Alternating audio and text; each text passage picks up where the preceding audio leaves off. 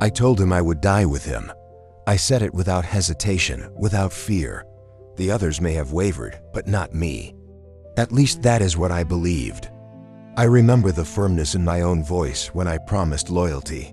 I did not think I was lying. I thought I knew myself. I thought courage was something you could summon when the moment came. He looked at me when I said it. Not with doubt, not with anger, just certainty. Before the rooster crows, he told me, "You will deny me 3 times." I rejected it immediately. I had left my nets for him. I had walked away from everything I knew. I was not like the others. I would not run. I would not deny him. I was sure of it. When they came to arrest him, everything happened too quickly. Torches, metal, raised voices in the dark. I remember the sound of armor before I remember the faces. I drew my sword without thinking. I thought action would prove what my words had promised, but he stopped me. He told me to put it away. And just like that, the courage I thought I had began to feel uncertain. They bound his hands.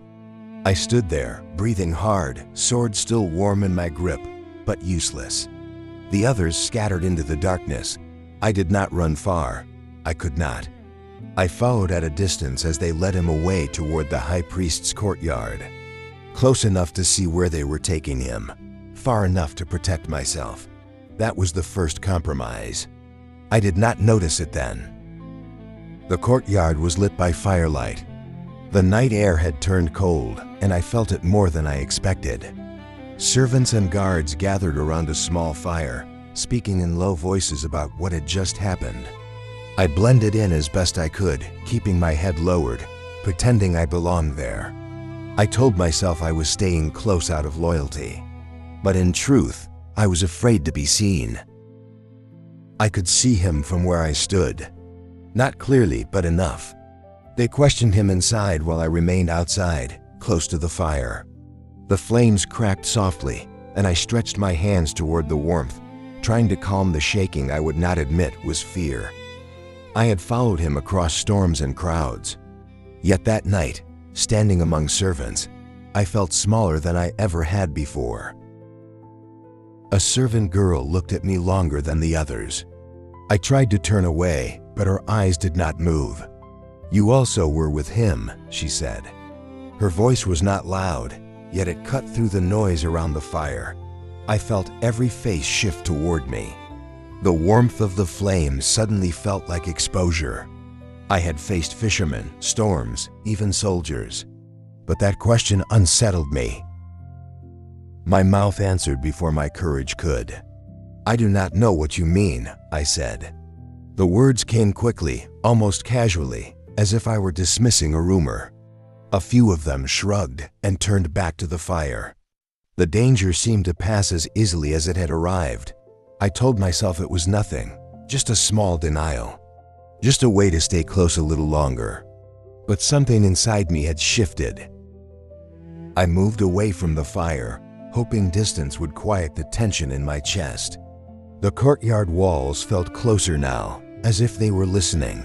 Another voice spoke, more certain this time. This man was with him. I felt the weight of recognition pressing against me. I had once stood proudly at his side. Now I searched for shadows deep enough to hide my face. I answered again, stronger this time. "I am not." The words were firmer, sharper, as if conviction could erase suspicion. I did not shout, but there was force in my denial. I could feel my heart beating harder than their accusations. I told myself survival was wisdom, that staying free meant I could still do something later. Yet with each denial, I felt the distance between us widening. About an hour passed, though it felt longer. The fire burned lower, and the cold pressed in again. I thought the moment had faded. Then a man spoke with certainty. "Surely you are one of them. Your accent gives you away." There was no room left to pretend misunderstanding. They were no longer guessing. They were recognizing. And I felt the walls closing in around me. I felt the fear rise like a wave I could not stop. If they tied me to him, I would share his fate. I could see how they treated him. I could hear the tone in their voices. So I did what I never thought I would do. I began to swear. I called down oaths upon myself. I do not know the man, I said, not teacher, not Lord, just man. The moment the words left my mouth, the night split open with a sound I had heard all my life and never feared. A rooster crowed, sharp and clear against the darkness. It was not loud enough to silence the courtyard, yet it cut through me as if it had been meant only for my ears. I froze. Every promise I had made returned at once. I remembered exactly what he had said. The rooster's cry did not fade quickly in my mind. It echoed inside me, louder than the voices around the fire. I felt the weight of his warning settle over me with unbearable clarity. Before the rooster crows, I had argued with him. I had insisted I was different. In that instant, I realized I had not understood my own weakness. I had spoken boldly in safety, but now fear had rewritten everything I claimed to be. I turned instinctively, not because someone pushed me, but because something inside me needed to see him. Through the movement of soldiers and servants, our eyes met. He was being led across the courtyard, still bound, still silent. He did not shout my name. He did not expose me. He simply looked at me. In that look, there was no surprise. Only the truth I had tried to outrun standing fully before me. I cannot describe that look without feeling it again. It was not anger. It was not disappointment in the way men show disappointment. It was deeper than that. He knew. He had always known, not just what I would do, but why I would do it. The fear, the confusion, the instinct to survive. In that single moment, I saw myself as I truly was, brave in words, fragile in danger, loyal until loyalty had a cost. The fire beside me continued to burn, but I felt suddenly cold, as if something essential had drained from me. The courtyard noise resumed, yet it sounded distant, almost unreal. I had denied him 3 times, just as he said I would. Not under torture, not under threat of chains, but under the gaze of servants and strangers. My courage had collapsed before a question, and I could not undo what had already been spoken. I stepped back from the fire as if its warmth now accused me. The same flames that had comforted me moments before felt like witnesses. I could still hear my own voice denying him, sharp and defensive, trying to sound convincing. I had reduced him to the man, as if distance in language could erase relationship. Yet the truth would not bend to my fear. I had denied the one I swore I would die for. My chest tightened as the reality settled in. I had watched him calm storms, feed crowds, raise the dead.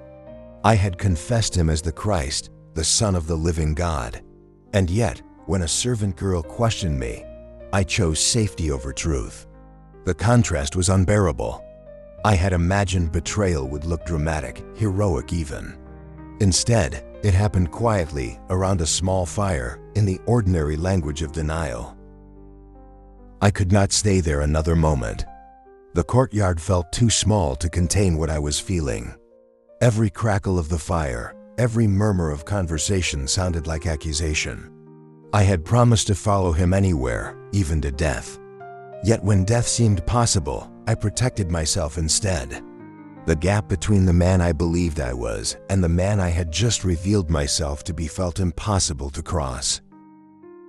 I pushed through the courtyard gate and stepped into the night air, but the cold outside was nothing compared to the emptiness rising within me. I could still see his face in my mind, still hear the rooster's cry marking the exact moment my strength failed. I had not been forced. No blade touched my throat. No chains bound my hands. It was fear alone that silenced my loyalty and exposed how fragile I truly was. I walked until the noise of the courtyard faded behind me, yet I could not escape the sound of my own denial repeating in my thoughts. I do not know him. The words felt foreign now, as if someone else had spoken them through my mouth. I had followed him for years, witnessed things no fisherman could ever imagine, and still I chose distance when it mattered most. I had feared losing my life, and in doing so, I felt as though I had lost myself. I remembered the night we left our nets behind, the certainty in my chest when I chose to follow him without knowing where the path would lead. I remembered walking on the water for a few impossible steps before fear pulled me under.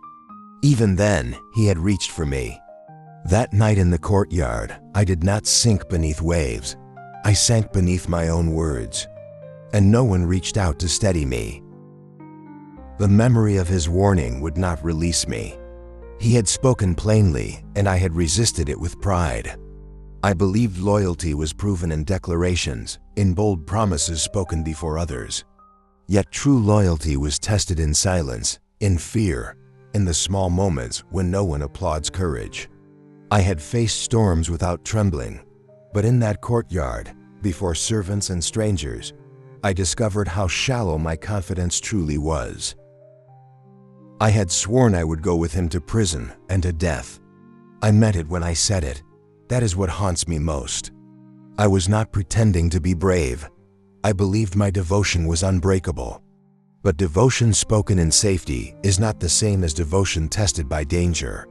When the choice came quietly, without warning, I protected myself. In that instant, I learned how quickly fear can rewrite even the strongest vows. I kept seeing his hands bound, his silence before accusation, his steadiness under pressure. While I searched for ways to protect myself, he did not defend himself.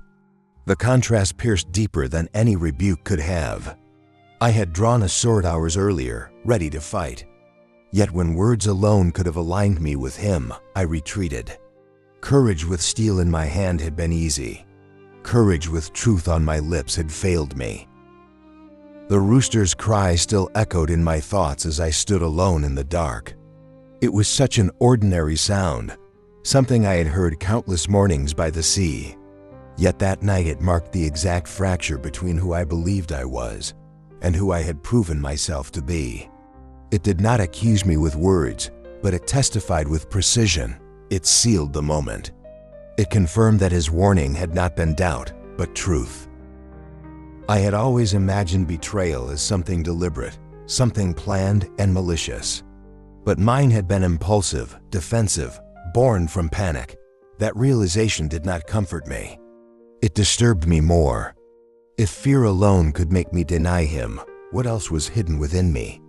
I had followed him publicly, spoken boldly in crowds, declared him the Christ. Yet when standing alone, without support, my confidence dissolved into survival. I tried to tell myself that I had stayed nearby, that I had not abandoned him completely. I had followed at a distance. I had entered the courtyard. I had not fled into the hills like the others, but those thoughts offered no relief. Distance had been the beginning of denial. Each step I took to protect myself made the next compromise easier. By the time I spoke the final words, the fall had already been unfolding. When the rooster crowed and his eyes met mine, something within me broke open completely. It was not the fear anymore. It was the clarity. I understood that he had known all along, not only the outcome, but the weakness beneath my confidence. He had not been surprised by me. I had been surprised by myself. In that recognition, there was no defense left, no argument to make, no excuse strong enough to stand.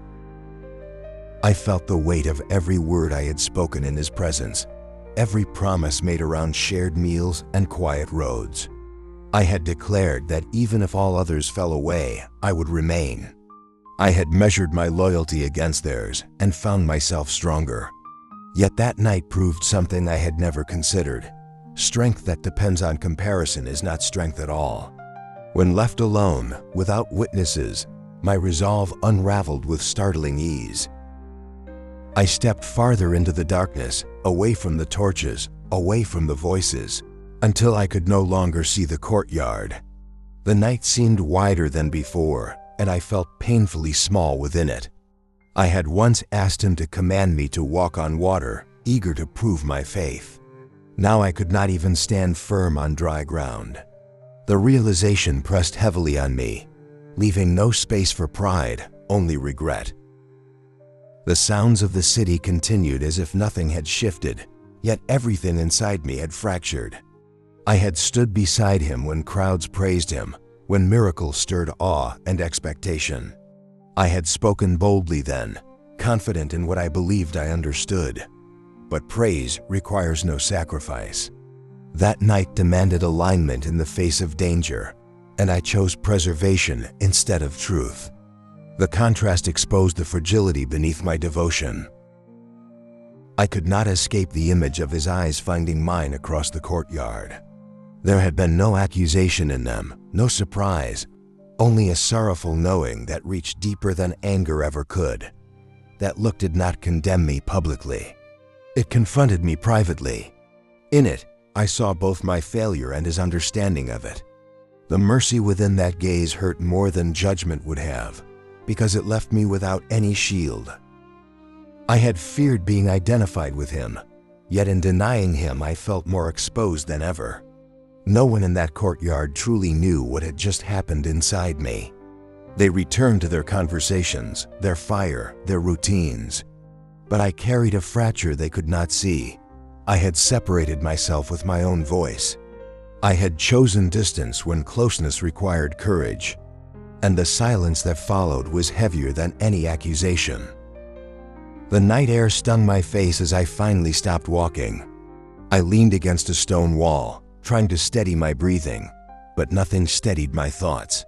I had not only denied him, I had denied the version of myself I trusted. I had believed my loyalty was immovable, anchored in certainty. Yet fear had loosened that anchor in moments. I stood there realizing that conviction without endurance is fragile when tested. I replayed the entire evening in my mind, searching for the moment when I could have chosen differently. It had not required heroism, only honesty. A simple acknowledgement would have aligned me with him, yet I calculated risk instead of truth. I measured consequences instead of faithfulness. In doing so, I discovered how easily self-preservation disguises itself as wisdom. That realization stripped away every excuse I tried to construct. I had believed I understood loyalty because I felt it deeply. I had mistaken emotion for endurance. That night revealed the difference. Loyalty is not proven in declarations spoken among friends, but in quiet moments when standing firm may cost everything. I had loved him, of that I was certain. But love without courage falters under pressure. And in the courtyard, before a handful of strangers, my courage gave way.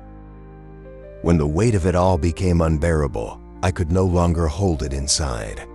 The tears came without restraint, not for being accused, but for having denied him myself. I wept for the pride that had made me confident in my own strength.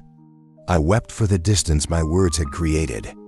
I wept because the one I loved had been taken, and I had not stood beside him when it mattered most. I left that night changed in a way I did not yet understand. The sound of the rooster and the memory of his eyes remained with me long after the courtyard emptied. I had failed in the very hour I believed I would stand firm. Yet even in my failure, his look held something I could not ignore. I denied him 3 times. That is the truth. And I was there,